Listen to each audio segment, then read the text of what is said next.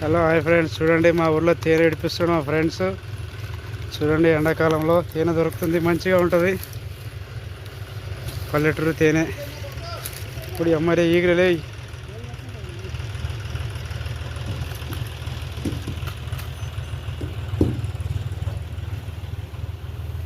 Wow wow, చాలా పెద్ద తేనె, బాగుంది చూడండి. మీ ఊర్లో కూడా ఇలా చూసారు ఎప్పుడైనా? మా ఊర్లో అయితే మనం చూస్తున్నాం.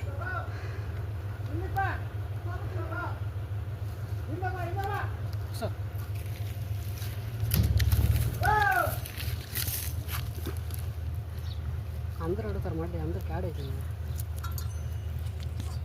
ఉండేది గింత ఉండదు రేపు.